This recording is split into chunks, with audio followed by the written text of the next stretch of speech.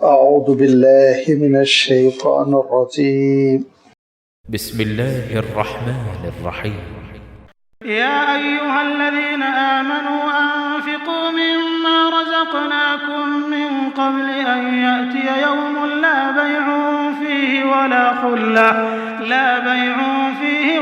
خلة ولا شفاعة والكافرون هم الظالمون. الله لا إله إلا هو الحي القيوم لا تأخذه سنة ولا نوم له ما في السماوات وما في الأرض.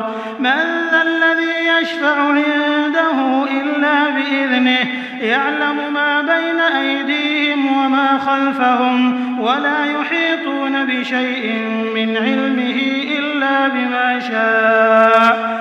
وسع كرسيه السماوات والأرض ولا يؤوده حفظهما وهو العلي العظيم.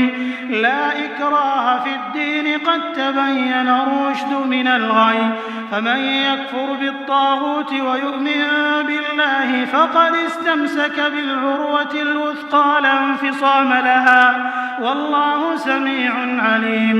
الله ولي الذين آمنوا يخرجهم من الظلمات إلى النور والذين كفروا أولياؤهم الطاغوت يخرجونهم من النور إلى الظلمات أولئك أصحاب النار هم فيها خالدون.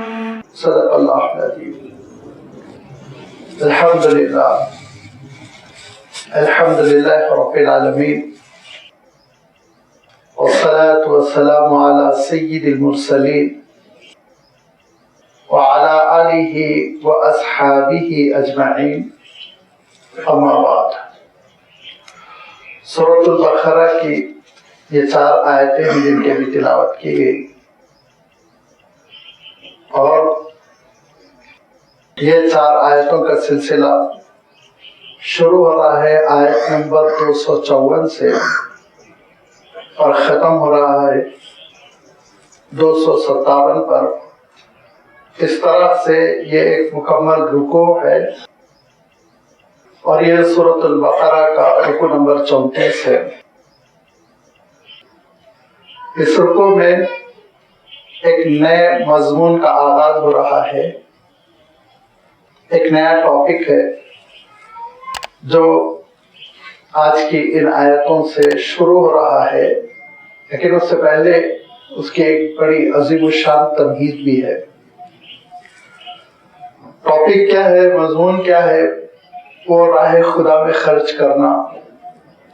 سورۃ البقرہ کے سلسلے میں عرض کر چکا ہوں کہ اللہ تعالیٰ نے 40 آیتوں کی ایک تمہید کے بعد قریب 80 آیتوں میں بنی اسرائیل کی کوتاہیوں کا تذکرہ فرمایا جو دراصل المغضوب علیہم کی تشریح کرتی ہیں. ان کے بعد اللہ تعالیٰ نے ملت ابراہیم کا تعارف کرایا کہ حضرت ابراہیم علیہ الصلاۃ والتسلیم جن سے نسبت یہودی بھی جوڑتے ہیں، عیسائی بھی جوڑتے ہیں اور امت مسلمہ تو ہے ہی حضرت ابراہیم علیہ الصلاۃ والتسلیم کی تعلیمات پر. تو فرمایا کہ حضرت ابراہیم کیا تھے یاد کرو. اس آیت کو آپ ذہن میں رکھیے جس میں اللہ تعالیٰ نے ارشاد فرمایا اذ قال له ربه اسلم قال اسلمت لرب العالمین. سراپا اطاعت، فرما برداری، اللہ کا حکم مان لینا، تردد نہ کرنا. یہ حضرت ابراہیم علیہ السلام کی سیرت کا عطر ہے. جب ملت ابراہیم کا تذکرہ ہوا تو اسی تذکرے میں کعبۃ اللہ کا تذکرہ ہوا جس کی بنیاد پر حضرت ابراہیم علیہ السلام نے دیواریں تعمیر کی تھی. حضرت اسماعیل علیہ السلام کے ساتھ اس یرفع ابراہیم القواعد من البیت و اسماعیل. حضرت ابراہیم علیہ السلام کی دعاؤں کا تذکرہ ہوا اور اسی کے ساتھ اللہ تعالیٰ نے امت مسلمہ کو یہ حکم دیا کہ اپنی نمازوں میں کعبۃ اللہ کا رخ کرو، بیت اللہ کا رخ کرو اور میں نے عرض کیا تھا دراصل یہ صرف نمازوں میں رخ کرنے کا حکم نہیں تھا، بلکہ ایک بہت بڑی تبدیلی تھی، تاریخی تبدیلی تھی، جس میں اللہ تعالیٰ یہ اعلان فرما رہا تھا کہ اب امت دعوت، اب امت شہادت، اب منصب قیادت اس امت مسلمہ کے ہاتھوں ہوں گی۔ اس لیے بڑی ہلچل بھی ہوئی، بڑے پروپیگنڈے لگائے گئے، شور ہوا، سیقول السفہاء من الناس ما ولاھم عن قبلتہم التی کانوا علیہا، پورا اللہ تعالیٰ نے تذکرہ فرمایا، قریب قریب پورا رکوع اس پر مشتمل ہے۔ اس کے بعد آپ دیکھیں گے کہ اللہ تعالیٰ نے جب حضرت ابراہیم علیہ السلام کی دین کی بنیادوں کا تذکرہ کر دیا، تو اب انہی بنیادوں پر جو شریعت اسلامیہ قائم ہے اس کا تذکرہ فرمایا، اور اس کا تذکرہ لیس البر سے شروع ہوا کہ جہت میں کچھ نہیں رکھا ہے، نہ مشرق میں نہ مغرب میں، کسی میں کوئی اہمیت نہیں، کوئی فضیلت نہیں، اصل تو دین، تقوی، اللہ تعالیٰ سے وفاداری، یہ دراصل اللہ کے حکم کو تسلیم کرنے میں ہے، ایمان میں ہے، اللہ پر ایمان، رسول پر ایمان، آخرت پر ایمان، کتاب پر ایمان، فرشتوں پر ایمان، اور اس کے بعد اعمال میں ہے نمازوں کا تذکرہ، حج کا تذکرہ، شریعت کے بعد احکام کا تذکرہ، نکاح و طلاق کا تذکرہ، اور یہ سب تذکرے کے بعد ایک اہم ترین ذکر شروع ہو رہا ہے، وہ ہے انفاق۔ میں یہ بار بار وضاحت کر چکا ہوں اور آج پھر میں اس کی تکرار کرتا ہوں کہ اسلام نے جو پسند کیا ہے، مزاج جو بنایا ہے وہ انفاق کا، اور اسلام نے جس چیز کو ناپسند کیا ہے اور جس پر اپریشیٹ نہیں کیا وہ ہے امساک۔ اور میرے الفاظ اور غور سے سنیں، جواز، عدم جواز، حلال حرام کوئی لفظ میں استعمال نہیں کر رہا ہوں، مزاج جو بنایا گیا ہے قرآن پاک میں امت مسلمہ کا وہ انفاق، خرچ کرنا، اور جس مزاج کو پسند نہیں کیا گیا ہے وہ امساک، سیونگ۔ ناجائز نہیں کر رہا ہوں میں، لیکن پسند بہرحال اللہ تعالیٰ نے نہیں فرمایا۔ ابھی اس سلسلے میں لگاتار آیتیں آئیں گی، جس میں سے پہلی آیت یہ ہے، یا ایھا الذین آمنوا انفقوا مما رزقناکم من قبل ان یأتی یوم لا بیع فیہ ولا خلۃ ولا شفاعۃ، اے ایمان والو خرچ کرو جو کچھ ہم نے عطا کر رکھا ہے۔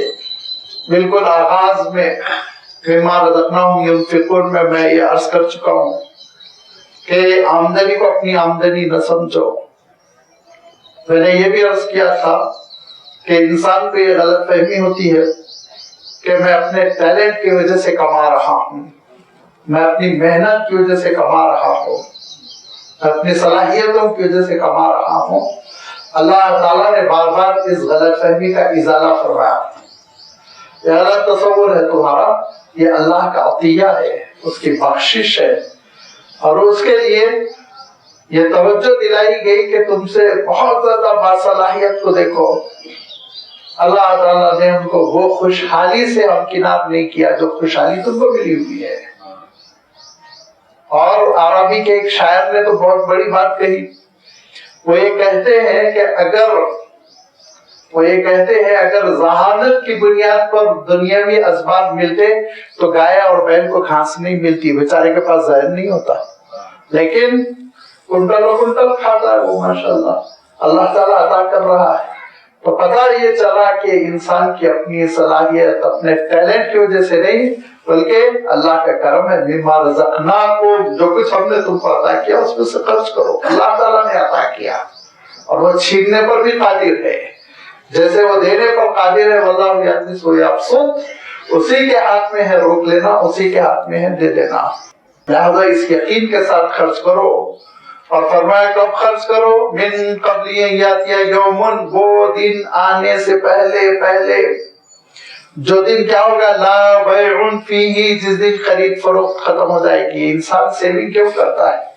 گھر خریدنا ہے، پلاٹ خریدنا ہے، کار خریدنا ہے، یہ خریدنا ہے، وہ خریدنا ہے، اپنی پسند کی چیزوں کو ضروریات سے آگے بڑھ کر پھر وہ پسندیدہ چیزیں اور پسندیدہ چیزوں سے آگے بڑھ کر لیکچریز ایک ایک خریدنے میں اپنی ساری دولت لگا دیتا ہے، جو انسان کے نفس کو مرغوب ہے۔ فرما دیکھو ایک دن آنے والا ہے، خرید و فروخت ختم ہو جائے گی، قصہ ختم ہو جائے گا۔ ولا خلۃ، دوسرے نمبر پر انسان کیوں خرچ کرتا ہے؟ دوست احباب، اسٹیٹس مینٹین کرنا ہے۔ ہمارے ساتھی نے اس طرح کی دعوت کی، مجھے بھی اس سے زیادہ اچھی کرنی ہے، کم سے کم اس درجے کی تو کرنی ہے۔ عام طور پر آپ دیکھیں دعوتوں کے سلسلے میں، فنکشنز کے سلسلے میں، اگر آپ یہ کہیں سادگی کے ساتھ کر رہو تو کیا کہیں گے؟ کہیں گے حلقے احباب کو کھایا ہے، حلقے احباب سے تو ان کو کھلانا بھی تو ہے۔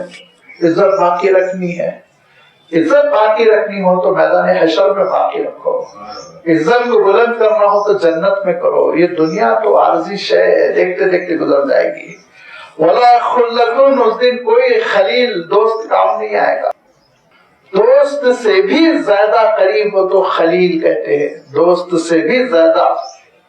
اب چاہے تو کہنے یار غار، بڑی محبت کی بنیاد پر آپ کا اور اس کا تعلق ہو، شدید تعلق ہو، تو ایسی دوستی کو خلیل کہتے ہیں، اور خلۃ دوستی کو کہتے ہیں، اعلیٰ درجے کی دوستی۔ ولا خلۃ، اب لغوی طور پر تشریح کی گئی کہ الود والحب الذي يتخلل في القلب، ایسی محبت جو دل میں خلط ملط کر گئی ہو، مل گئی ہو، تو اس کو خلۃ کہتے ہیں، اس کو محبت کہتے ہیں، اس کو دوستی کہتے ہیں۔ فرمایا کہ ایسا کوئی دوست، ایسا کوئی خلیل، ایسا کوئی کام بنانے والا میدان حشر میں باقی نہیں رہے گا۔ ولا شفاعت، اور نہ ہی کوئی سفارش رہے گی اس دن۔ یہودیوں کو یہ غلط فہمی رہی کہ حضرت ابراہیم علیہ السلام ہر اسرائیلی کی سفارش کرنے کے لیے کھڑے رہیں گے، بلکہ اللہ تعالیٰ سے جھگڑا کریں گے، یہاں تک کہ ان کی کتابوں میں۔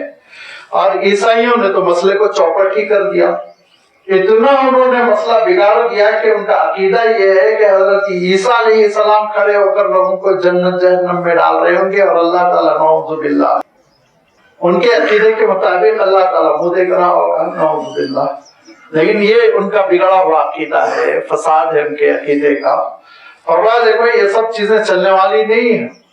قیامت کے دن میدان حشر میں کوئی شفاعت نہیں ہوگی، اس میں کوئی شک نہیں کہ اللہ کے رسول صلی اللہ علیہ وسلم کی شفاعت ہوگی، لیکن اللہ کے رسول صلی اللہ علیہ وسلم کی شفاعت جس اکرام کی بنیاد پر ہوگی، اس کی آگے وضاحت آ گئی ہے، تھوڑی دیر بعد میں اس کی تفصیل کروں گا۔ والکافرون هم الظالمون، اور کافر وہی اصل ظالم ہے، ظلم کرنے والے ہیں۔ کس پر؟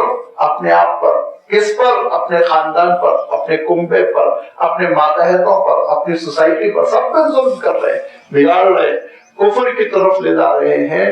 جن چیزوں کا اعتراف کرنا ان کا انکار کر رہے ہیں، جن چیزوں کو ماننا چاہیے ان کو نہیں مان رہے ہیں، تو لازمی بات ہے اس کی وجہ سے خود بھی بھٹک رہے ہیں، اوروں کو بھی بھٹکا رہے ہیں۔ سب سے بڑے ظالم وہی ارشاد فرمایا۔ قرآن پاک میں اللہ تعالیٰ نے شرک کو بہت بڑے ظلم سے تعبیر فرمایا ہے، اور فرمایا کہ الذین آمنوا ولم یلبسوا ایمانہم بظلم اولئک لہم الامن، بامراد اور کامیاب اور عافیت اور امن میں رہنے والا وہ صاحب ایمان ہے جو اپنے ایمان میں شرک کو نہیں ملاتا۔ تو وہاں شرک کے لیے کیا فرمایا؟ الظلم، ظلم کا لفظ ارشاد فرمایا شرک کے لیے، تو شرک سب سے بڑا ظلم ہے۔ اور ان جھوٹے خداؤں پر بھی ظلم ہے، جھوٹے خداؤں پر بھی ظلم ہے، مصیبت ہے کہ ان کو بھی جو ہے وہ جہنم کی طرف ہانک رہا ہے یہ، لہذا فرمایا والکافرون هم الظالمون۔ یہ آغاز کر دیا گیا، ہیڈنگ لگا دی گئی کہ اب انفاق پر گفتگو ہوگی، دل تھام کے بیٹھو بلکہ جیب تھام کے بیٹھو، اب تو اللہ کی راہ میں خرچ کرنے کی گفتگو ہو رہی۔ لیکن فرمایا دیکھو ایک انٹروڈکشن ہے، ایک تمہید ہے کہ کیا شان ہے، تم کس کے لیے خرچ کرو گے، کس ذات کے لیے خرچ کرنے کی دہائی دی جا رہی ہے، ذرا ایک بار اس حقیقت کو اپنے ذہنوں میں اجاگر کر لو۔ فرمایا وہ دراصل باری تعالیٰ ہے، اللہ لا الہ الا ہو۔ یہ وہ آیت ہے جس کو آپ جانتے ہیں آیت الکرسی کہتے ہیں، یہ وہ آیت ہے جس کی بڑی فضیلت ہے، بڑی اہمیت ہے، اور اس کو روایتوں میں सय्यदत आयत कुरान कहा गया, कुरान पाक की आयतों में एक सरदार का मकाम रखती है। रिवायत मशहूरा में आता है कि हजरत उबई इब्न काब रज़ियल्लाहु ताला अन्हु जो माहिर उलूम कुरान है, हजरत उबई इब्न काब रज़ियल्लाहु ताला अन्हु वो सहाबी हैं कि अल्लाह के रसूल सल्लल्लाहु अलैहि वसल्लम फरमाया करते थे अगर किसी को कुरान सीखना हो तो उबई से सीखो। इस मैदान में उनकी फजीलत है, इख्तिसास कुरान पाक के उलूम में उनकी स्पेशलाइजेशन है। वो हजरत उबई इब्न काब को अल्लाह के रसूल सल्लल्लाहु अलैहि वसल्लम ने फरमाया कि जो कुछ मुझ पर कुरान नाज़िल हुआ उसमें अजीम तर आयत कौन सी है। हजरत उबई इब्न काब कहते हैं मैंने थोड़ा तवाज़ु से कहा कि अल्लाह के रसूल सल्लल्लाहु अलैहि वसल्लम के फरमान के आगे मैंने कहा अल्लाह व रसूलुहु आलम, बस अल्लाह ही जानता है और उसका रसूल वाकिफ है।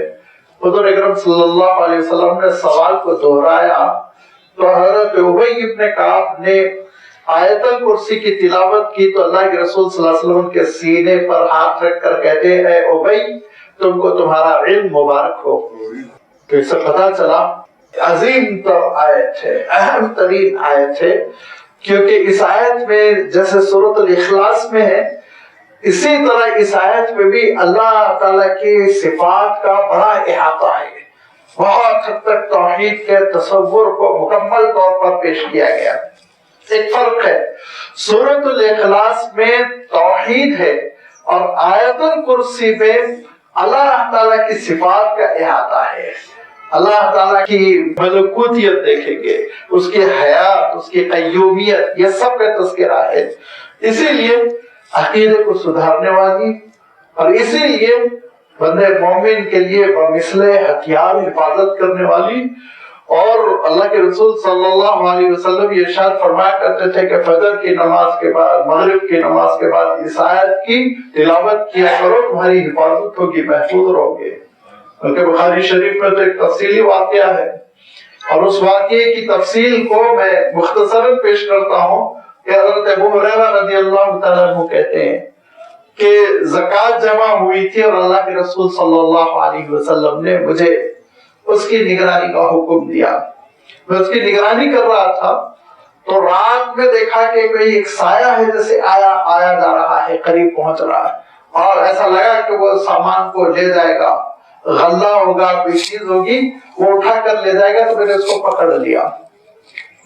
पकड़ लिया तो उसने कहा बड़ी तवाज़ु के साथ, इंकिसारी के साथ, बहुत ही दबे दबे लहजे में, जैसे कि बिल्कुल इंसान भीख मांगता है इस अंदाज में कि मुझे छोड़ दो, माफ कर दो, कसीरुल अयान हो और परेशानी में मैंने गलती की, माफ कर दो, मैं आइंदा से ऐसी गलती नहीं करूंगा। हज़रत अबू हुरैरा कहते हैं मैंने उसके ऊपर तरस आ गया, छोड़ दिया उसको। दूसरी बार फिर आया, फिर यही वाक़या, फिर उसने मिन्नत समाजत की, फिर घिघिया के माफी मांगी, फिर हज़रत अबू हुरैरा ने छोड़ दिया। लेकिन अल्लाह के रसूल सल्लल्लाहु अलैहि वसल्लम को पहली सुबह भी दूसरी सुबह भी ये वाक़या बयान किया तो अल्लाह के रसूल सल्लल्लाहु अलैहि वसल्लम ने कहा वो फिर आएगा। पहले दिन भी कहा, दूसरे दिन भी कहा, यहाँ तक के तीसरी रात पे पहुंचा। जब तीसरी रात पहुंच गया तो मैंने उसको पकड़ लिया। अब बड़ी मिन्नत समाजत उसने की, लेकिन मैंने कहा नहीं, अब तो तुमको अल्लाह के रसूल सल्लल्लाहु अलैहि वसल्लम की खिदमत में पेश कर रहूंगा, अब नहीं छोड़ूंगा। बहुत उसने मिन्नत समाजत की, लेकिन हजरत अबू हुरैरा तैयार नहीं हुए। तो उसने कहा मैं आपको एक अजीम शान बात बताता हूँ, एक बहुत ऊंचे दर्जे की बात बताता हूँ, उसके बदले आप मुझे छोड़ दीजिए। तो हजरत अबू हुरैरा ने कहा क्या बात बताना चाहते? उसने कहा आपको मालूम है कुरान पाक की सबसे अजीम शान आयत है अल्लाहु ला इलाहा इल्ला हुवल हय्युल क़य्यूम, ये आयतुल कुर्सी, ये हिफ्ज़ जान है, इसकी हिफाजत आप कीजिए, अल्लाह ताला हर बला से आपकी हिफाजत करेगा। हज़रत अबू हुरैरा ने छोड़ दिया और अल्लाह के रसूल सल्लल्लाहु अलैहि वसल्लम की खिदमत में आकर तीसरी रात का वाक़या बयान किया तो अल्लाह के रसूल सल्लल्लाहु अलैहि वसल्लम ने फरमाया तुमको मालूम है वो झूठा कौन है? कहा वो इब्लीस है, वो झूठा है, लेकिन ये बात उसने सच कही। जो आयतुल कुर्सी के बारे में उसने कहा वो बिल्कुल सच है तो वो झूठा है, कज़ूबुन फरमाया, बहुत बड़ा झूठा है वो, لیکن یہ کہ اس نے یہ بات سچ کہی اور یہ بات سچ کہہ کے تم سے چھٹکارا حاصل کیا. یہ آیت الکرسی بڑی کلیدی آیت ہے, بہت اہم آیت ہے. الحمدللہ تقریباً سارے مسلمانوں کو بلکہ ہمارے بچوں کو بھی یاد رہتی ہے اور اس کی تلاوت کا اہتمام رہتا ہے. لہذا یہ آیت کو سمجھنا بھی بہت ضروری ہے کہ اللہ تعالیٰ ارشاد فرماتا ہے اللہ لا الہ الا ہو, اللہ تعالیٰ کے سوا کوئی معبود نہیں ہے معبود سوائے اللہ تعالیٰ کے. اب اللہ تعالیٰ معبود ہے, الہ حقیقی ہے, وہی اللہ ہے, وہی خدا ہے, وہی گاڈ ہے, وہی ہم سب کا پالنہار ہے. الہوں کے معنی یہ ہوتے ہیں جہاں عقل گم ہو جائے, جس ذات میں ہم غور نہ کر سکیں کہ وہ ایسی عالی شان ذات ہے کہ وہاں عقل حیران رہ جائے اس کی صفات میں, اس کے فنکشنز میں. لہذا فرمایا کہ دیکھو وہی ایک الہ حقیقی ہے, معبود حقیقی, سچا خدا وہی ہے, ادھر ادھر نہ جانا. اب جب سارے جھوٹے خداؤں کی نفی ہو گئی, کوئی جھوٹا خدا باقی نہیں, اور اللہ تعالیٰ ہی ایک حقیقی مالک ہے, خدا ہے, الہ ہے, الوہیت بس اللہ تعالیٰ کی ہے. پہلا سینٹنس یہ ایک دعویٰ ہے, بہت بڑا دعویٰ ہے. لہذا اب اس کی دلیل کیا ہے, اس کا پروف ہی یہ ہے کہ اللہ تعالیٰ ارشاد فرماتا ہے الحی القیوم, دوسرا جملہ اس کی دلیل ہے, پروف کہ وہی معبود حقیقی ہے, اس کے سوا کوئی معبود نہیں, وہی سچا خدا, اس کے سوا کسی کے اندر کوئی خدائی صفات نہیں ہے. اس کی دلیل یہ ہے کہ الحیات والقیام یہ دونوں چیزیں اسی کی ہیں. الحی القیوم, حیات کس کو کہتے ہیں؟ وہی زندہ و جاوید ہے, ہم اردو میں ترجمہ کرتے ہیں. حیات کی جو تشریح ہے بہت پیچیدہ ہے, 3 طرح سے حیات کی تشریح کی گئی. ایک تشریح تو حیات کی ہے, آپ یوں سمجھ لیجئے سائنٹیفیکل بایولوجیکل انداز میں, اور اس میں یہ کہتے ہیں کہ سیلز کا ہونا اور ایک سیل کے بجائے پھر دوسرے سیل کا پیدا ہو جانا, یہ ڈیولپمنٹ, یہ روٹین, یہ زندگی ہے, یہ حیات ہے بایولوجیکل. اب یہ حیات کی بنیاد پر وہ انسانوں میں بھی حیات تلاش کرتے ہیں, جانوروں میں بھی حیات تلاش کرتے ہیں, نباتات میں, درختوں میں زندگی تلاش کرتے ہیں, بیکٹیریا میں زندگی تلاش کرتے ہیں, اور آخری درجے کی بات ہے کہ وہ پھر وائرس میں بھی زندگی تلاش کرتے ہیں. اور یہی وائرس تو مصیبت کر گیا ہم لوگوں کو, مر جاتا تو اچھا تھا, مر ہی نہیں رہا, ہر 1 سال کے بعد منہ اٹھاتا ہے. یہ تو ایک سائنٹیفیکل چیز ہے. فلسفیانہ تشریح جو کی گئی حیات کی, وہ فلسفیانہ تشریح بھی اسی سے ملتی جلتی ہے, اور وہ یہ کہتے ہیں کہ حیات اس کو کہتے ہیں جس میں کسی جاندار کے اندر, حیات والے کے اندر حرکت ہو, موومنٹ ہو. لازمی بات ہے کہ حرکت اور موومنٹ یہ ایک زندگی کا مظاہرہ ہے, زندگی کا نمونہ ہے. حقیقت میں یہ زندگی اور حیات نہیں ہے. لہذا حیات کی روحانی جو تشریح کی گئی, حیات کی جو عربوں نے عربی میں تشریح کی گئی, وہ تشریح بڑی قابل قدر ہے, سمجھنے کے قابل ہے. فرمایا کہ دیکھو حیات تو وہ ہے کہ ارادہ ہو اور ارادے کو نافذ کرنے کی صلاحیت ہو. الارادۃ مع النفاذ, ارادہ ہے لیکن نافذ کرنے کی صلاحیت نہیں, وہ کیا زندگی ہوگی؟ نفاذ ہے لیکن ارادہ نہیں ہے تو وہ کوئی زندگی نہیں ہوگی. لکڑی کا ٹکڑا ہے, اس کو آپ نے فرنیچر میں تبدیل کیا, اس پہ قانون نافذ ہو رہا ہے, وہ کاٹا جا رہا ہے تو کٹ رہا ہے. نفاذ تو ہے لیکن اس کے اندر ارادہ نہیں ہے نا, اس کے اندر ارادہ نہیں, وہ خود سے نہیں کر سکتا, وہ خود اپنے ارادے کا اظہار نہیں کر سکتا. لیکن جیسے جیسے حیات کامل ہوتی ہے ویسے ویسے ارادہ کامل ہوتا ہے, اور وہ ارادہ نافذ کر سکتا ہے. مثلا ایک جانور بھی ہے تو وہ ارادہ کرتا ہے گھاس کھانے کی, آگے بڑھتا ہے, گھاس کھاتا ہے, اتنا تو ہے. اور انسان کے اندر اور زیادہ ہے. اور انسان کے مقابلے میں جو اللہ تعالیٰ کی حیات ہے وہ اپنی اصلی ہے، مانگی ہوئی نہیں ہے.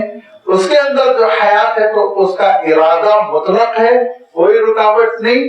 اور اس کے اندر جو قدرت ہے، اقتدار، ہر چیز نافذ کر سکتا ہے، اور کوئی بھی چیز نافذ کرنے میں کوئی معنی نہیں بن سکتا ہے، رکاوٹ نہیں بن سکتا ہے. اس کی حیات کامل ہے. اللہ لا الہ الا هو الحی. اللہ کے مقابلے میں کسی کے اندر یہ حیات ہے تو اس کو بطور مثال پیش کرو. تم خود عیسائیوں کے عقیدے کے مطابق کرام میں حضرت عیسیٰ علیہ السلام کی تعلیمات نہیں ہے. حضرت عیسیٰ علیہ السلام تو بری ہیں، انہوں نے گمراہیاں پیدا کر لی، اور حضرت عیسیٰ علیہ السلام کو خدائی میں شامل کر کر خود ہی اعتراف کرتے وہ پیدا ہوئے، خود ہی اعتراف کرتے وہ مجبور تھے، خود ہی اعتراف کرتے ان کے عقیدے کے مطابق سولی پہ چڑھایا گیا، گلے میں رسی ڈال کے کھینچا گیا ان کو. تو ان کے اندر نفاذ کی کوئی صلاحیت نہیں تھی. یہ تو تم خود اعلان کر رہے ہو. ہمارے برادران وطن تو جانتے ہیں آپ، ان کے پاس تو جنم بھی ہوا، موت بھی ہوئی، ان کی بیوی کو چھین کے لے بھی گئے، وہ دیکھتے بھی رہ گئے. لازمی بات ہے یہ ساری وہ باتیں ہیں جو بتاتی ہیں جن کو تم خدا سمجھ رہے ہو، وہ دراصل تمہاری غلط فہمی، ان میں خدائی صلاحیت کچھ نہیں. الحی القیوم دوسری صفت کہ وہ کیوں مالک حقیقی ہے، کیوں وہی سچا خدا ہے، اس کے سوا کوئی خدا نہیں. کہ القیوم کہتے ہیں القائم بذاتہ والمقیم لغیرہ، جو خود اپنی ذات سے قائم ہے، اس کے قائم ہونے میں دوسروں کی اس کو ضرورت نہیں پڑی، اور اس کے بغیر کوئی قائم نہیں رہ سکتا. اس کے حکم سے سانس ہے، اس کے حکم سے درختوں میں سبزہ ہے، اس کے حکم سے جانوروں میں جان ہے، اس کے حکم سے. لہذا دوسروں کا قیام اور بقا اس کی وجہ سے ہے، اور وہ خود کسی کی بنیاد پر قائم نہیں، فی نفسی ہی قائم ہے، وہ اپنی بنیاد پر قائم ہے. لہذا معبود حقیقی کی یہ دو صفتیں ہونی چاہیے. اب جب یہ کہا کہ وہ قائم ہے، دوسروں کو بھی وہ قائم رکھا ہوا ہے، تھامے ہوئے ہے، اسی کی وجہ سے کائنات ہے، اسی کی وجہ سے سورج ہے، چاند ہے، اسی کی وجہ سے یہ گردشیں ہیں، یہ لیل و نہار ہے، دن و رات کا ہونا سب اس کے حکم سے ہو رہا ہے. تو لازمی بات ہے ایسی 24 گھنٹے والی نگرانی، ہمیشہ نگرانی، یہ کون کر سکتا ہے؟ لہذا الحی القیوم کی دلیل آئی تیسرے جملے میں، تیسرے جز میں 10 اجزاء ہیں آیت الکرسی کے. لہذا اس تیسرے جز میں اللہ تعالیٰ ارشاد فرماتا ہے لا تأخذہ سینۃ ولا نوم، نہ اس کو اونگ لگتی ہے اور نہ ہی وہ سوتا ہے. اونگنا جو ہے نا یہ ابتدائے نوم ہے، نیند کا آغاز اونگنے سے شروع ہوتا ہے، اور انتہائی سونا، وہ انتہائی نوم، وہ اچھی طرح لیٹ کے بالکل غافل ہو کر سو جانا، اس کو نوم کہتے ہیں. لہذا فرمایا نہ اس کے پاس نیند کی ابتدا ہے نہ نیند کی انتہا ہے، کوئی چیز اس کے قریب نہیں پھٹک سکتی، وہ دونوں چیزوں سے بالکل بری ہے. امام ابن کثیر رحمۃ اللہ علیہ نے ایک واقعہ بیان کیا، اس واقعے کی سند پر لوگوں کو اعتراض ہے. میں بھی سند بہت زیادہ قابل قبول نہیں کہتا، لیکن ایک مثال کے طور پر جیسے ہم ایک ایگزامپل بیان کرتے ہیں نا، مثال، اس مثال کے طور پر اس واقعے کو میں بیان کرتا ہوں کہ لا تأخذہ سینۃ ولا نوم کا مفہوم نکل کر اور کھل کر آتا ہے. اور وہ یہ ہے کہ حضرت موسیٰ علیہ السلام نے اللہ تعالیٰ سے عرض کیا کہ مولا یہ سمجھ میں نہیں آتا، یہ کائنات اتنی عظیم الشان کائنات اور آپ نگہبان، تو کبھی تو تھکن محسوس ہوتی ہوگی، اس کائنات سے آپ غافل ہوتے ہوں گے. تو اللہ تعالیٰ نے ایک فرشتے کو بھیجا اور 2 شیشے کے بلوری قسم کے پیالے بڑے بڑے سے وہ بھیجے اور کہا کہ موسیٰ اس کی نگرانی کرنا، اس میں ذرا برابر نگرانی میں کوتاہی نہ کرنا ورنہ یہ ٹوٹ جائیں گے، اور یہ دونوں کو لے کے کھڑے ہو جاؤ، ایک دائیں ہاتھ میں ایک بائیں ہاتھ میں شیشے کے بڑے بڑے سے جام پیالے کہہ لیجیے، وہ لے کر حضرت موسیٰ علیہ السلام ٹھہرے رہے. اب 10 گھنٹے 11 گھنٹے 12 گھنٹے اچانک آنکھ لگی اور دونوں ہاتھ ملے اور وہ شیشے کے بلوری جام ٹوٹ گئے، چونک کے اٹھے، یہ تو اللہ کے حکم کے خلاف ہو گیا۔ تو اس پر فرشتے نے یہ وحی اللہ تعالیٰ کی پہنچائی اور کہا کہ دیکھو 2 شیشے کے جام، اس کی 2 شیشے کے پیالے، اس کی حفاظت نہیں ہو سکی ایک ادنا سی اونگ کی وجہ سے۔ تو کیسے تصور کر سکتے اللہ تعالیٰ کی ذات میں تھکن، اونگ، غفلت، جبکہ وہ پوری کائنات کو تھامے ہوئے ایک لمحے کے لیے وہ غافل نہیں ہوتا۔ یہ ہے حقیقت کہ معبود حقیقی ہونے کی دلیل یہ ہے کہ اس کے پاس تھکن نہیں، اس کے پاس نیند نہیں، اس کے پاس اونگ نہیں، کسی بھی قسم کا کوئی فطور اور کسی قسم کا کوئی عیب نعوذ باللہ نہیں ہے۔ اور جس کو تم کہتے ہو ان کا عالم یہ وہ گھنٹوں سوتے ہیں، جن کو تم کہتے ہو تصور کرتے ہو ان کو صبح میں نہلاتے ہو، شہنائی بجا کے اٹھاتے ہو، خود چوپٹ ہے پورا کا پورا عقیدہ یہاں سے وہاں تک۔ لیکن فرمایا معبود حقیقی وہ ہے جس کی حیات اپنی جو خود قائم ہے، جس کی وجہ سے دوسرے قائم ہیں، اس پہ ایک لمحے کے لیے تھکن نیند نہیں آتی۔ آپ بائبل اٹھا کر دیکھیے، اس میں پورے ہفتے کا شیڈول بتایا گیا۔ منڈے یہ کیا اللہ تعالیٰ نے، سنڈے یہ کیا، اس کے بعد کہتے کہتے کہتے کہتے اس میں لکھا ہوا ہے، اور اس کے بعد ہفتے کا دن آیا اور وہ آرام کیا، نعوذ باللہ۔ اس کو بھی ویکینڈ چاہیے ان کے عقیدے میں، بچوں جیسی باتیں ہیں، اس کے باوجود بھی ان کو اس پہ پورا کانفیڈنس ہے۔ یہ دراصل ابلیس کی سازش ہے جو ان کو غافل کر رکھا ہے۔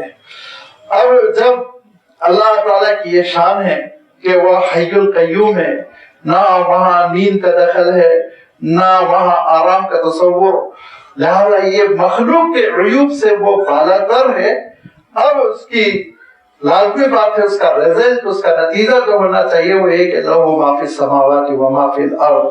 چوتھی حقیقت اللہ تعالیٰ نے پیش فرمائی کہ زمین و آسمان میں سب میں اسی کی ملکیت، وہی مالک حقیقی ہے۔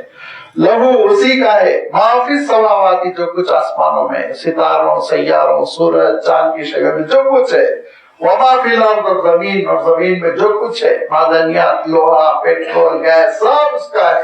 وہ عطا کر رہا ہے، وہ دے رہا ہے، اور اس کی وجہ سے تم کو مل رہا ہے۔ وہ ہے اصل مالک حقیقی، ملوکیت بھی اسی کی ہے، ملکیت بھی اسی کی ہے، ہر چیز اسی کی ہے۔ پانچویں چیز اللہ تعالیٰ ارشاد فرماتا ہے کہ وہ الحی القیوم ہے، عیوب سے بالاتر، نہ نیند، نہ سونا، نہ تھکن، اور وہی مالک حقیقی ہے۔ لہذا جب اصلی اونر ہے، انسانوں کا بھی اونر ہے، زندگی کا سامان بھی وہ دے رہا ہے، تو کیا مجال کسی کی انٹرفیئرنس کرے؟ من ذا الذی یشفع عنده الا باذنہ، کون ہے جو شفاعت کر سکتا ہو اللہ کے دربار میں؟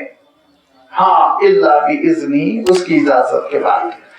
لہذا میں نے عرض کیا تھا کہ میدان حشر میں کوئی شفاعت نہیں چلے گی، اور جس کا تذکرہ یہودیوں کے صحیفوں میں، عیسائیوں کے صحیفوں میں پایا جاتا ہے بے بنیاد ہے، اس دن تو اللہ تعالیٰ اپنے ان نیک بندوں کو سفارش کرنے کا اختیار دے گا جن کا وہ اعزاز کرنا چاہتا ہے، اکرام کرنا چاہتا ہے، جو دنیا میں جھٹلائے گئے تھے، ستائے گئے تھے۔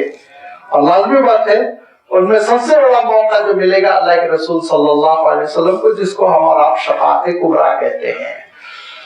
یہ شفاعت کبریٰ پر ہم عقیدہ رکھتے ہیں، لیکن کیا ہے یاد رکھیے 3 کنڈیشنز ہیں اس کی۔ ایک تو یہ کہ اللہ باذنہ، اللہ کے حکم کے بغیر نہیں۔ حضور اکرم صلی اللہ علیہ وسلم خود صراحت کے ساتھ یہ ارشاد فرماتے ہیں کہ میں سجدہ ریز ہو کر وہ اللہ تعالیٰ کی حمد و ستائش کروں گا جس کا آج میں تصور بھی نہیں کر سکتا ہوں۔ اللہ تعالیٰ اسی وقت وہ کلمات کا الہام فرمائے گا۔ اس حمد و ستائش کے بعد اور ایک لمبی مدت سجدے میں پڑے رہنے کے بعد اللہ تعالیٰ ارشاد فرمائے گا اے رسول سر اٹھائیے، اب آپ کو شفاعت کا موقع دیا جا رہا ہے۔ نمبر 1 اللہ کا حکم۔ نمبر 2 اللہ تعالیٰ یہ ارشاد فرمایا ہر ایک کے سلسلے میں نہیں، جن کے سلسلے میں اللہ تعالیٰ اجازت دے گا انہیں کی شفاعت ہوگی، انکنڈیشنل نہیں، جس کو چاہے پکڑ کر کھڑا کر دیا گیا، نہیں، فرمایا جن کے بارے میں اجازت، یہ گروپ ہے ان میں کر سکتے ہیں۔ نمبر 3 اللہ تعالیٰ ارشاد فرماتا ہے کہ اس میں بیجا باتیں نہیں کی جائے گی۔ گریجویٹ فیل ہے تو گریجویٹ پاس ہے کہ جھوٹی سفارش نہیں ہوگی، اتنی ہی ہوگی وقال صوابا، سچ سچ اس کا یہ مستحق ہے، اتنا اس کو ملنا چاہیے. یہ کنڈیشنز کے ساتھ سفارش ہوگی، شفاعت ہوگی. لازمی بات ہے اللہ تعالیٰ شہداء کو بھی موقع دے گا، اللہ تعالیٰ حفاظ کو بھی موقع دے گا، اللہ تعالیٰ اور بھی بندے ہیں ان کو سفارش کا موقع دے گا، لیکن صرف اور صرف اس لیے کہ ان کا اکرام ہو. کیوں؟ اس کی دلیل کیا ہے؟ یعلم ما بین ایدیہم وما خلفہم، آگے پیچھے سب کا علم تو اللہ کو ہے. اللہ نہیں جانتا کون کس درجے کا ایمان رکھتا ہے. نعوذ باللہ اللہ کے علم میں کیا نقص ہے کہ کسی کے گناہوں سے اور کسی کی نیکیوں سے وہ واقف نہ ہو. اس کا علم تو کامل ہے، اس کا علم تو جامع ہے. جب علم جامع ہے تو کسی کی سفارش کی کیا ضرورت؟ میں خود اچھی طرح جانتا ہوں کہ کینڈیڈیٹ کتنے پانی میں ہے، تو دوسرے کی سفارش کی کیا ضرورت ہوگی؟ ناواقف رہو تب سفارش کام آتی ہے نا. کوئی کہہ سکتا ہے کہ نہیں بھائی یہ اچھا ہے لڑکا، اس کو آپ آگے بڑھائیے. اللہ تعالیٰ نے قرآن مجید میں ارشاد فرمایا کہ دیکھو اچھی چیزوں کی سفارش کرو، اس میں بخالت نہ کرو. من یشفع شفاعۃ حسنۃ یکن لہ نصیب منھا، تم کو ثواب ملے گا. کسی کا کام بنانے کے لیے کلمہ خیر کہنا اس کو کار ثواب قرار دیا گیا. لیکن فرمایا کہ اگر غلط سفارش کر رہے ہو تو یکن لہ کفل منھا، پکڑ میں آؤ گے، سزا بھگتو گے کہ نااہل ہے، کسی کام کے قابل نہیں. اس کی جھوٹی تعریف کر دی اور اس کو لگا دیا، پورا کا پورا عہدہ خراب ہو رہا ہے. فرمایا دیکھو یہ سفارش کرنے کی تم کو اجازت ہے، پر اچھی سفارش کرو، اچھے لوگوں کی کرو، اچھائی کی کرو، برائی کی نہ کرو. یہ اس لیے کہ حاکم کو جو عہدے پر ہے، پوسٹ پر ہے، جو حکمران ہے، اس کا علم جامع نہیں ہے، وہ نہیں جانتا نا پبلک میں کون اچھے ہیں کون برے. لہٰذا تم کو سفارش کرنا چاہیے، لیکن اللہ کے دربار میں اس کی ضرورت نہیں. اس کا علم تو کامل ہے، اس کا علم تو جامع ہے. اور ایسا ہے کہ فرمایا کہ ماضی کی بھی ساری چیزیں وہ جانتا ہے، مستقبل کی بھی ساری چیزیں، کیا کیا ہونے والا ہے وہ جانتا ہے، کیا کیا ہو چکا وہ جانتا ہے. اب جب ایسا اس کا جامع علم ہے تو سفارش کی کیا ضرورت ہے؟ لیکن جیسے میں نے عرض کیا، بس ضرورت اس معنوں میں ہے کہ جو سفارش کر رہا اس کا اعزاز ہو، اکرام ہو، نمایاں کرے میدان حشر میں. انہی کو جھٹلایا تھا تم نے، انہی کو ستایا تھا، دیکھو آج یہ مقام محمود پر ہے. مشاہدہ کرو آج اللہ تعالیٰ ان کے ساتھ کیا اعزاز کا معاملہ کر رہا ہے. ورنہ تو بندوں کا عالم یہ ہے وَلَا يُحِيطُونَ بِشَيْءٍ مِّنْ عِلْمِهِ إِلَّا بِمَا شَاءَ، کہ اللہ تعالیٰ کے علم کا کوئی احاطہ نہیں کر سکتا مگر اتنا ہی جتنا اللہ تعالیٰ عطا کرے. اس حقیقت کو سمجھ لے تو جھگڑے ختم. اللہ کا علم ذاتی، بندوں کا علم عطائی، قصہ ختم. اللہ تعالیٰ کا علم ذاتی ہے، اس کا اپنا علم ہے، وہ حال، مستقبل، ماضی، پریزنٹ، فیوچر سب وہ جانتا ہے، کوئی علم میں کمی نہیں. بندوں کو اللہ تعالیٰ نے جتنا عطا کرنا ہے عطا کیا ہے. مجھے بہت تھوڑا دیا، چھوٹی موٹی معلومات، اور رسولوں کو بہت دیا، احوال قیامت سے بھی واقف کرایا، جنت و جہنم کے مناظر سے واقف کرایا. رسولوں کا علم بہت اونچا سمندر، ہمارا علم ایک قطرہ، لیکن ہے سب کچھ عطائی، اللہ تعالیٰ نے عطا کیا. یہ اس حقیقت کو سمجھ لے، جھگڑے ختم ہو جاتے ہیں. مخلوق ہے، خالق ہے. یہ ترتیب پر اگر انسان رہے تو گمراہی قریب نہیں پھٹکے گی. اللہ تعالیٰ عطا کرنے والا، اللہ تعالیٰ نے اور رسولوں کو علم دیا. اللہ تعالیٰ نے حضرت خضر کو خاص علم عطا کیا تھا. من لدنا علم، ارشاد فرمایا ہم نے اپنی جانب سے ان کے دل میں علم ڈالا تھا. ایسے ہی بہت سے اہل اللہ ہوتے ہیں، ان کو الہامی علم ہوتا ہے، اور بہت سے ہوتے ہیں ہم جیسے سیکھتے ہیں، پڑھتے ہیں، مطالعہ کرتے ہیں، کتابوں سے رجوع کرتے ہیں، تو پھر ٹھیک ہے علم حاصل ہوتا ہے، سورس ہے نالج کے، اس سے جڑنا چاہیے، علم حاصل کرنا چاہیے. لیکن یہ کوئی نہیں کہہ سکتا کہ اللہ تعالیٰ کے جامع علم کی طرح کسی مخلوق کا علم بھی جامع ہے. نعوذ باللہ. اللہ تعالیٰ جس کو جتنا عطا کرے. فرمایا وَلَا يُحِيطُونَ بِشَيْءٍ مِّنْ عِلْمِهِ إِلَّا بِمَا شَاءَ، نہیں احاطہ کر سکتا ہے کوئی بھی اللہ کے علم کا مگر اتنا ہی جتنا اللہ تعالیٰ عطا فرمائے، اللہ تعالیٰ کی مشیت ہو. جب اللہ تعالیٰ کی حیات حقیقی ہے، وہ قائم ہے، اپنے سے دوسروں کو قائم رکھا ہوا ہے، اس کی ہی ملکیت ہے، ساری کائنات اس کی ہے. اور علم بھی اسی کا ہے تو لازمی بات ہے اب اقتدار بھی اسی کا ہونا چاہیے، حکومت بھی اسی کی ہونی چاہیے۔ وسیع کرسیہ السماوات والارض، فرمایا اس کی کرسی وسیع تر ہے زمین و آسمان کے مقابلے میں۔ کرسیون اصلاً کرسا کے معنی ہوتے تہ بتہ کوئی چیز رکھنا، چنانچہ ابتدائی زمانے میں لکڑی کے اوپر لکڑی، لکڑی کے اوپر لکڑی، یہ پائے کا تصور نہیں تھا تو لکڑیوں کے اوپر لکڑی رکھ کر جیسے اسٹول بنایا جاتا اس کو کرسی کہا جانے لگا۔ بعد میں یہ ہوا کہ بادشاہوں کے لیے بہت اونچے اونچے تخت بنائے جانے لگے، اس کو کرسی، حکومت کی کرسی، تخت اقتدار کہا جانے لگا۔ اللہ تعالیٰ نے اس کو استعمال فرمایا اور اس کے سلسلے میں علماء کے دو رجحانات ہیں۔ ایک تو یہ کہ اللہ تعالیٰ کی ایک عظیم الشان کرسی ہے جو نور کی ہے، جس کے بارے میں ہم کچھ نہیں کہہ سکتے، عالم غیب سے اس کا تعلق ہے اور متشابہات میں پڑھنے کا مومنین کو حکم نہیں ہے، ایک تشریح۔ دوسری تشریح یہ ہے تمثیل، ایک تفویض اور دوسری تمثیل۔ تفویض کا میں نے تذکرہ کر دیا، اللہ کے سپرد، فوضہ کے معنی ہوتے ہیں سپرد کر دینا، افوض نفسی الی اللہ ہے کہ قرآن مجید میں تفویض، اللہ تعالیٰ جانتا ہے بس اس کی کرسی کیسے، وہی جانتا ہے، ہم کچھ نہیں بول سکتے۔ دوسری جو تشریح ہے یا دوسرا جو طریقہ کار میتھڈولوجی ہے وہ یہ ہے کہ تمثیل و تشبیہ، کہ اللہ تعالیٰ نے اپنی زبردست حکومت اور اقتدار کو کرسی سے تشبیہ دیا۔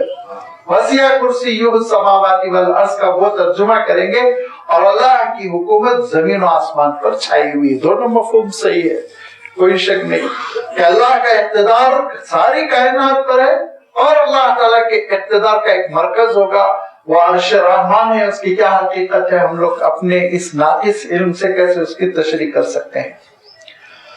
وسیع کرسیہ السماوات والارض ولا یؤودہ حفظہما، زمین و آسمان کی حفاظت میں کوئی چیز رکاوٹ نہیں بنتی جب اس کا اقتدار کامل، اس کا علم کامل، اس کی حیات کامل اور اس کا قائم رہنا قائم کرنا کامل، ساری صفتیں کامل ہے تو زمین و آسمان کی حفاظت سے اس کو ذرہ برابر تھکن نہیں ہوتی، گرا نہیں گزرتی۔ زمین و آسمان کی حفاظت اس پر ایک لمحے کے لیے بھی گرا نہیں گزرتی، جیسے ہم لوگوں کو ہو جاتا ہے کہ ہم ایک ڈیوٹی کرتے کرتے گرا ہونے لگتی، بور ہونے لگتے، اکتانے لگتے، چھوڑ کے بھاگ جاتے ہیں، کام ختم کر دیتے ہیں، آرام کرتے ہیں، ڈرائیو کرنے والا ڈرائیو کرتے کرتے ایک وقت آتا ہے اس کو ہم کچھ سمجھ میں نہیں آتا ہے، گاڑی کو لگا دیتا ہے، سو جاتا ہے 5-6 گھنٹے کے لیے، پھر اس کے اندر صلاحیت پیدا ہوتی ہے۔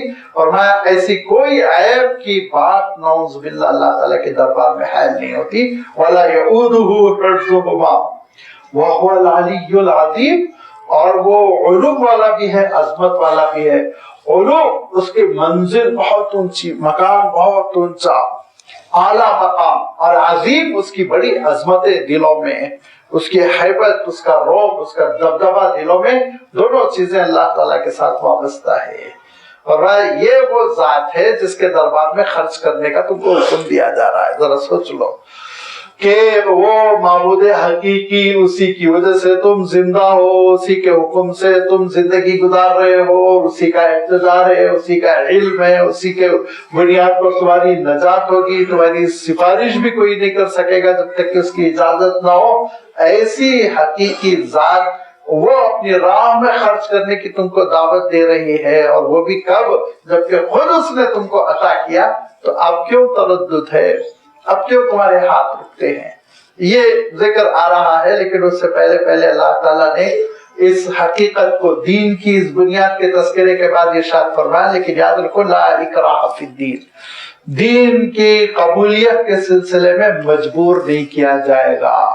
اکراہ یعنی زبردستی کرنا، مجبور کرنا۔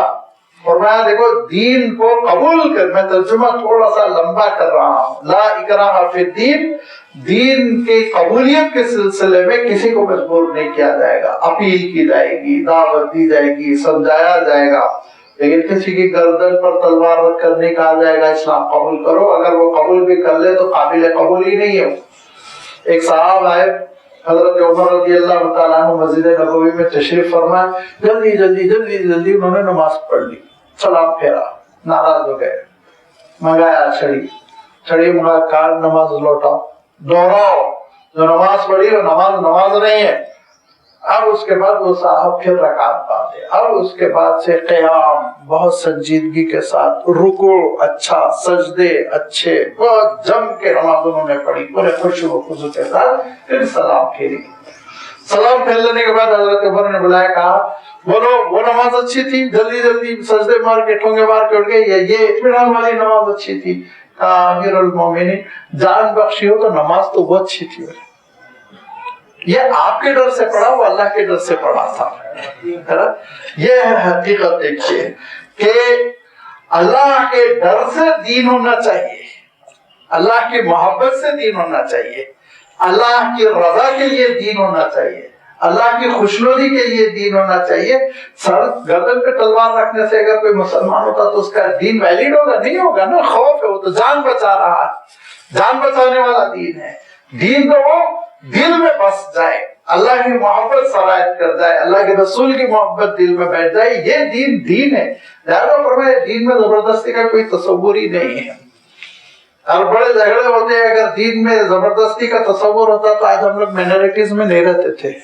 माइनॉरिटीज में इसीलिए हम कि जबरदस्ती हमने कुछ नहीं किया है, जो कुछ भी किया हमने इफ़ाम व तफहीम से, मोहब्बत से, किरदार से, अखलाक से, रूहानियत के साथ। लिहाजा फरमाया देखो दीन में उसूल ही नहीं है जबरदस्ती की जाए, लेकिन मैं दीन कबूल करना क्यों कह रहा हूँ? दीन कबूल करने के सिलसिले में कोई जबरदस्ती नहीं है, इसलिए कह रहा हूँ दीन कबूल कर लेने के बाद से फिर जबरदस्ती है, याद रखिए। कोई ये नहीं कहेगा ला इकराह फिद दीन, मैं नमाज नहीं पढ़ूंगा, नौजुबिल्लाह, नहीं, अब आपको नमाज पढ़ना है। प्लेन में बैठकर सफर करने के लिए जबरदस्ती नहीं, बैलगाड़ी पर जाओ तुम्हारी मर्जी, लेकिन प्लेन में बैठ गए तो तुमको बेल्ट बांधना पड़ेगा। अब तुम्हारी मर्जी नहीं चलेगी, जो चाहे वो सीट पे तुमने बैठ सकते, अब तुम्हारी मर्जी नहीं चलेगी। अब तुम कैप्टन के कैबिन में नहीं घुस सकते, अब तुम्हारी मर्जी नहीं चलेगी। अब तुम सिगरेट नहीं पी सकते, अब तुम्हारी मर्जी नहीं चलेगी, खत्म। कबूल कर लेने के बाद मर्जी नहीं है, याद रखिए। कबूल करने के बाद फिर फर्मा बरदारी करना होगा, लाजमी है। नमाज पढ़नी होगी, ज़कात देनी होगी, और अगर शर्तें पूरी हो जाए तो हज करना होगा, रोजे रखना होगा, जो जो इबादतें हैं, जो निजाम है शरीयत का, उस पर अमल करना होगा। अब कोई ये नहीं कह सकता आप मुझे मजबूर कीजिए नमाज पढ़ने, नहीं, हम तो मजबूर करेंगे आपको। आपने कबूल कर लिया, ना काफिर बनो, काफिर बन के जिंदगी बसर करो, एक अलग बात है। लिहाजा फरमाया देखो ला इकराह फिद्दीन, दीन कबूल करने के सिलसिले में कोई मजबूरी नहीं। तबय्यन रुश्द मिनल गय्य, खुल गया है हिदायत नामा गुमराही से। हिदायत क्या है, सच्चाई क्या है, ये खुलकर निखर गई मिनल गय्य, गुमराही के मुकाबले में। रात और दिन जैसे अलग हो गए और सफेद और सियाह जैसे अलग हो गए, वैसे अब कुफ्र, बेईमानी, जलालत, गुमराही ये, और ईमान, हिदायत और रूहानियत ये निखर कर आ गए हैं। फमन यकफुर बित्तागूत, जो सरकश नाफरमान का इनकार करेगा। तागूत असल में तगा कहते हैं अरबी में, नाफरमानी को, हद से आगे बढ़ जाना। और तागूत के माने बड़ा सरकश, जिसकी सबसे बड़ी मिसाल इब्लीस, फिर इब्लीस के चेले, फिरौन की शक्ल में हो, अबू जहल की शक्ल में हो, अबू लहब की शक्ल में हो, और हर जमाने में ये तागूत होते हैं, इब्लीस के चेले होते हैं। फरमाया फमन यकफुर बित्तागूत, जो मुंह फेर लेगा इस सरकशों से, गंदगियों से, वयुमिन बिल्लाह, और अल्लाह पर ईमान रखेगा, फक़द इस्तमसका बिल-उर्वतिल वुस्क़ा, उसने थाम लिया मजबूत थामने वाली चीज को।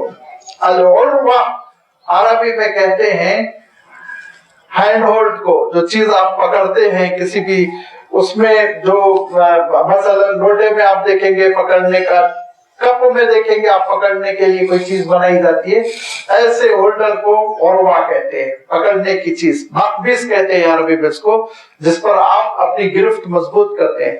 और वुस्क़ा कहते हैं बहुत मजबूत को, स्ट्रॉन्ग। तो फरमाया कि जो नाफरमानों से दूरी इख्तियार कर जाए, नाफरमानों का इनकार कर जाए और अल्लाह पर ईमान कबूल कर ले, और आसान तर्जुमा, جو ابلیس سے منہ پھیر لے اور اللہ سے لو لگا لے تو فقد استمسک بالعروۃ الوثقی، اس نے ایک مضبوط تھامنے والی چیز کو تھام لیا۔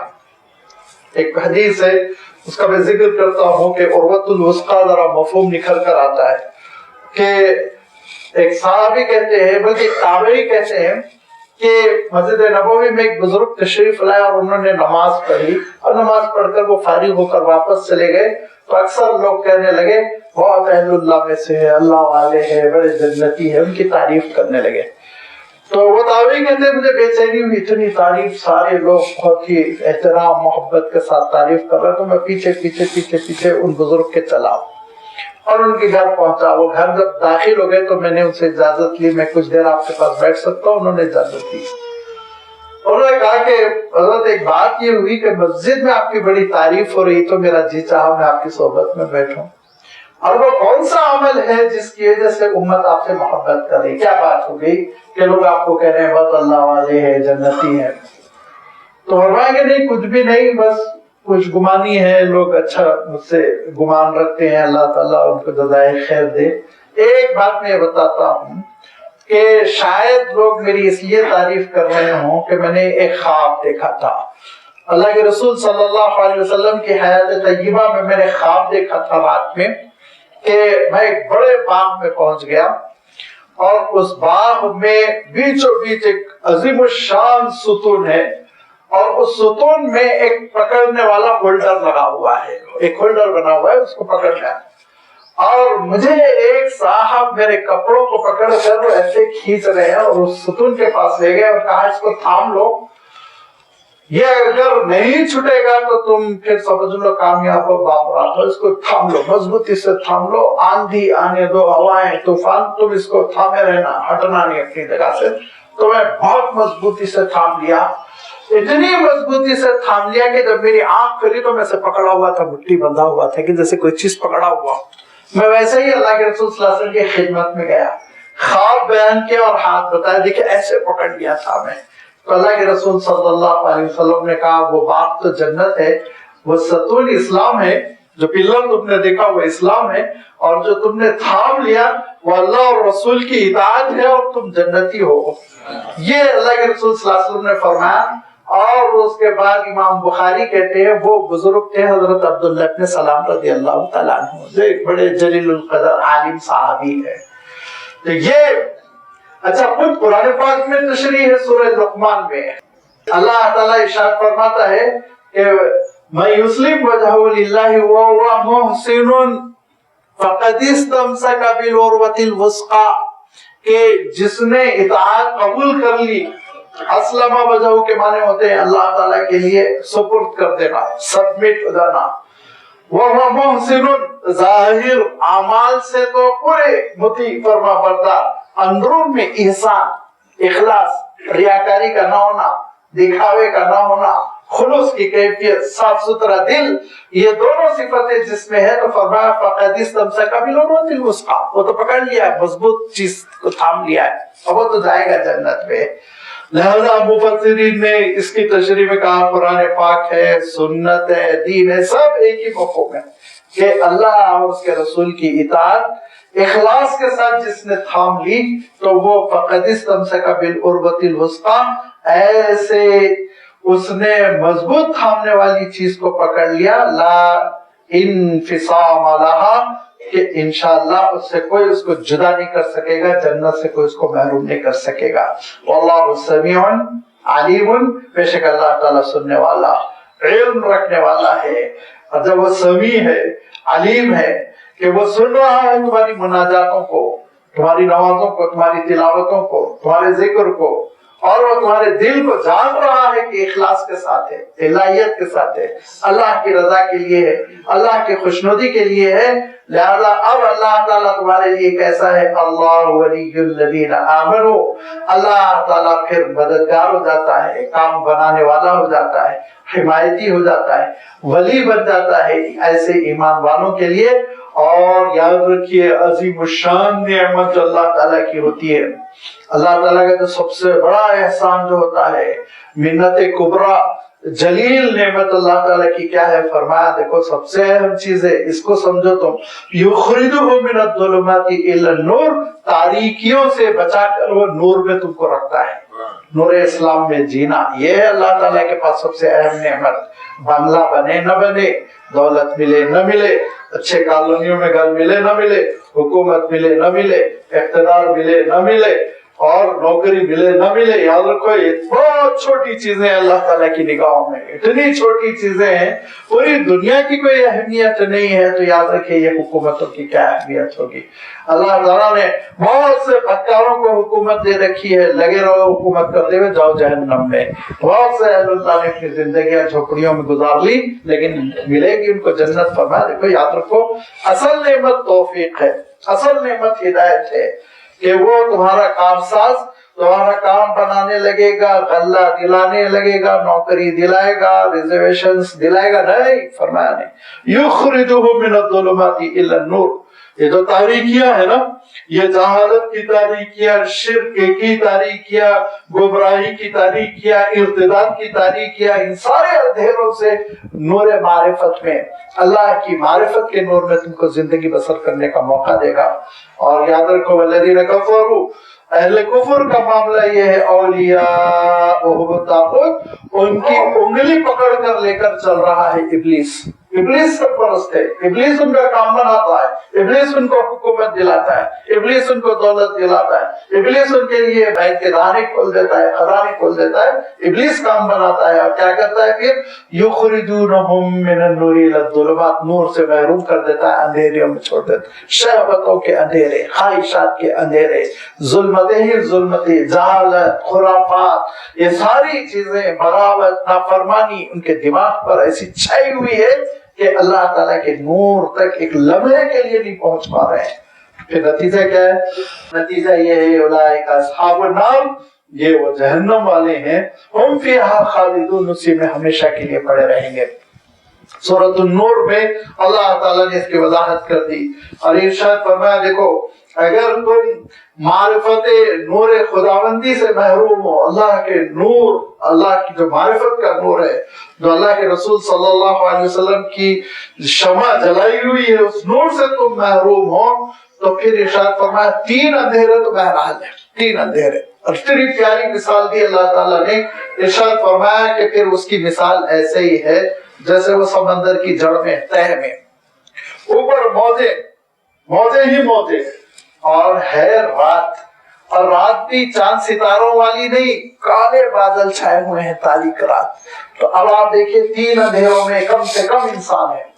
रात, रात अंधेरी नंबर एक, और वो भी काली बदलियां छाई हुई, और नंबर तीन समंदर के मौजों के नीचे पड़ा हुआ है। फरमाया इतना अंधेरा, इतना अंधेरा, इज़ा अखरज यदहु लम यकद यराहा, अपने हाथ को नहीं देख पा रहा। हम लोग उर्दू में कहते हैं ना, हाथ को हाथ सुझाई नहीं दे रहा है, इतने अंधेरे। कौन से, देखिए ये काली रात अंधेरी यानी बदअकीदगी, कुफ्र, इनका शिर्क, काली बदलियां दुनिया की मोहब्बत, दुनिया की मोहब्बत, दुनिया के लिए जीना, और फिर मौज दर मौज, वो दरअसल ख्वाहिशात, एक ख्वाहिश नहीं पूरी हुई, दूसरी ख्वाहिश की मौज, दूसरी ख्वाहिश खत्म नहीं हुई, तीसरी ख्वाहिश की मौज। अब आप देख लीजिए स्कैंडल्स करते हैं, कितने करोड़ का करते हैं, कितने करोड़ ले लेके भाग रहे हैं, क्या जरूरत है, इतने करोड़ की क्या जरूरत है, 8,000 करोड़ की, 9,000 करोड़, 3,000 करोड़ में काम चल गया ना भाई। एक में बंगला खरीदो, एक में कार खरीदो, उसके आगे क्या मिल रहा, जेल में ही तो है, सड़ रहे हैं, छुप रहे हैं, ये क्या है, शहवतें, ये इंसान की शहवतें मौज दर मौज उसके ऊपर छाई हुई, जहालत की तारीकी काली रात की तरह, और शिर्क उसके ऊपर काली बदलियों की तरह। ऐसी तीन तारीकियों में एक शमा रोशन होती है, और वो शमा होती है अल्लाह ताला के नूर की, सच्चे अकीदे की, अल्लाह की मोहब्बत की। फरमाया वो मोमिनीन के दिल उन ताक की तरह है, जिस ताक में एक दिया रोशन है, वो दिया जिसमें तेल भी जैतून का है, और जैतून का तेल भी वो है जो आला उम्दा जैतून के दरख्तों और फलों से हासिल किया गया है। तो फिर फरमाया वो नूर जब इंसान बंदे मोमिन के दिल में रोशन होता है, दुनिया की हकीकत को दूसरी हैसियत से देखता है, हर चीज को दूसरी निगाहों से देखता है। یہ اللہ تعالیٰ کا نور. یہ نور میں اللہ تعالیٰ بندے مومن کو بس زندگی بسر کرنے کی توفیق دیتا ہے. اور جو اللہ تعالیٰ سے پھر کر اللہ تعالیٰ سے منہ موڑ کر ابلیس کے ہاتھوں چلا جاتا ہے تو یہ تاریکیوں میں اس کی زندگی بسر ہوتی ہے، اگرچہ کہ وہ IAS آفیسر کیوں نہ ہو، اگرچہ کہ اس کے پاس ڈگریوں کا انبار کیوں نہ ہو، لیکن دل تو مردہ ہے، اس کا اندھیرے میں زندگی بسر کر رہا ہے. اللہ تعالیٰ اس حقیقت کو سمجھنے کی توفیق دے.